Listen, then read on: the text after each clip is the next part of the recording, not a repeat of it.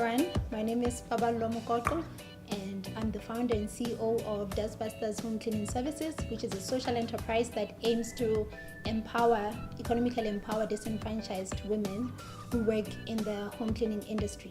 So we pride ourselves in providing quality service and also professionalism, trustworthiness, as well as convenience to our customers. So I'm going to share the three key highlights for participating as one of the Vodacom Innovation Park cohort members. The first one is just the credibility, getting the backup of such a huge brand such as the Vodacom Foundation. It kind of instilled and entrenched us as a brand that can also be trusted by our customers. And secondly was how it just broadened my network support because I met such incredible entrepreneurs whom I was able to draw insights from and actually learn from. So lastly was the prize money I received, which I was able to use for my tuition fee to continue with my studies in business management with Wits Business School.